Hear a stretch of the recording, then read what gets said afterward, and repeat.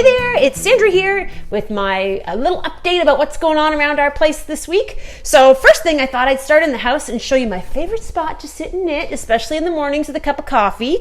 And I'm just about done a pair of socks. These are socks for Rachel.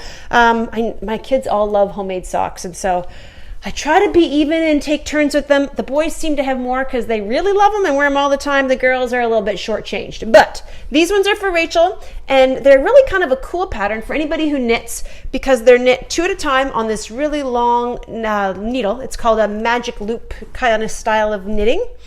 And they're knit in the round. I knit them from the toe up.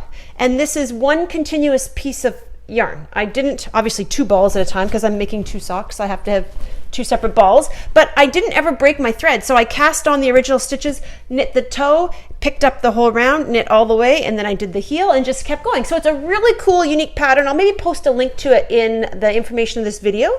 So if you like knitting, it's kind of a cool little thing I got going on here. Anyways, I thought we should take a walk outside and I'll show you some cool stuff in the yard. First stop in my little yard tour today is at my tulips. And part of the reason I wanted to stop here today is these are my yellow tulips that I got from my brother and sister-in-law's wedding. That was their wedding favors, was yellow tulip bulbs. And this year they're going to have their 19th anniversary. So these are Brian and Carol Ann's yellow tulips, and I moved them when we moved from Zurich to this house. I dug them up and brought them along so I could keep them. So I'm always so excited to see them. It's a good remembrance of a fun day. And yeah, tulips are coming. I've got daffodils in another spot. But let's check out our asparagus patch, because I showed you last week it was just about to start, and now it's ready to roll.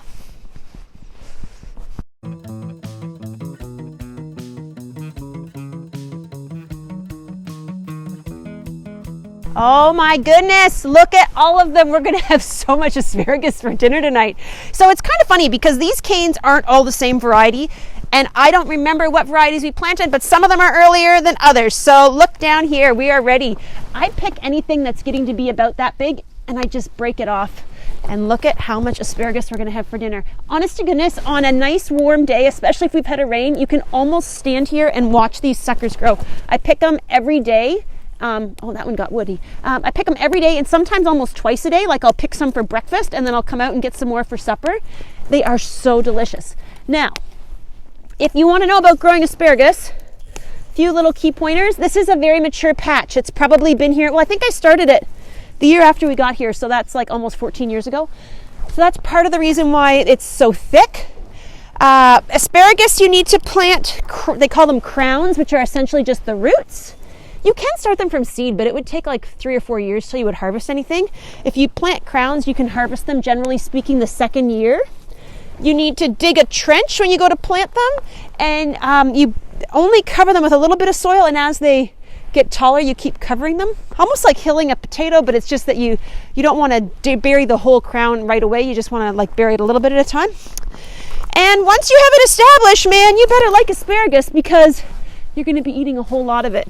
That's not a whole lot for our first picking, but this patch is just getting going. I'll send you more updates as the season goes on, and I think you'll be amazed at how much asparagus we get. Now we're going to check in the garden. I remembered the other day that I planted hops last year, so let's go check on those. Chris likes to make hard apple cider in the fall, and he likes to have like a hopped cider. So I planted some hops last year. I have no idea how long they're going to take to grow, but let's go check them out.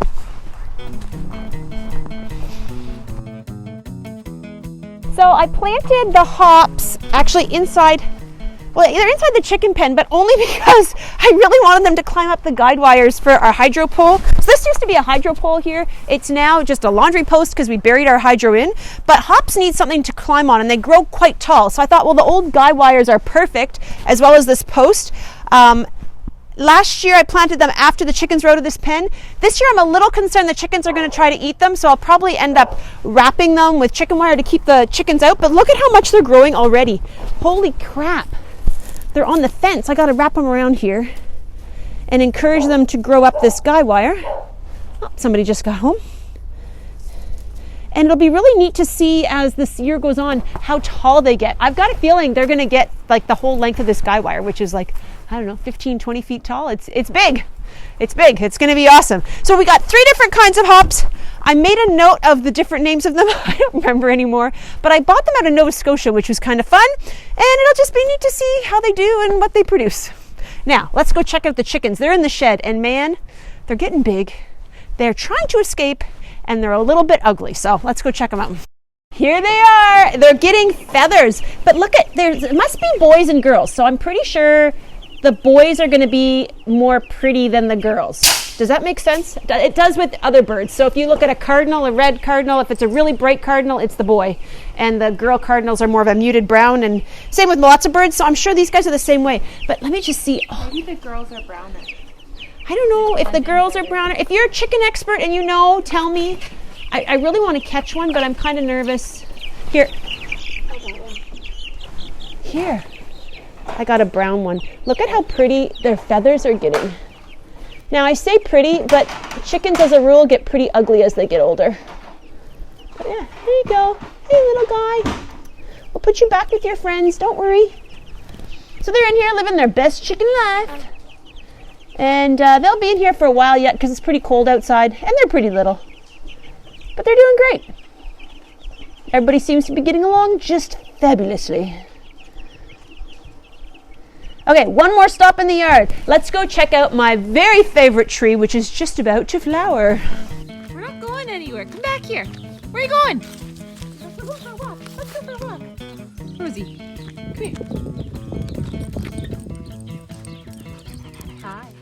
So this is my very favorite tree. I've named her Maggie, the Magnolia. And she's got more blooms this year than I've ever seen. And I'm really, really excited. And I hope she's beautiful when she flowers. And I hope it doesn't get too cold this coming week and it wrecks all of her flowers. Because she's going to be so pretty. And I'll post a picture of her. If you follow me on Instagram, I'll post a picture once she's blooming. But she's so lovely. Don't give up on magnolia trees. If you've tried to grow one and hadn't had success, this was my third magnolia tree that I planted in this exact same spot. The first two died, but I did not give up. And now Maggie's, I think, been here for about 5 years. So hang in there. Keep trying to grow magnolias. The only other thing that's really exciting in my yard is my other favorite things that have started coming back are my peonies. They're coming to life. I'm really hoping this one flowers this year. He's been slow to flower, and I almost thought that I put him in a bad spot. But he got one bloom last year, so I have faith that he's going to flower this.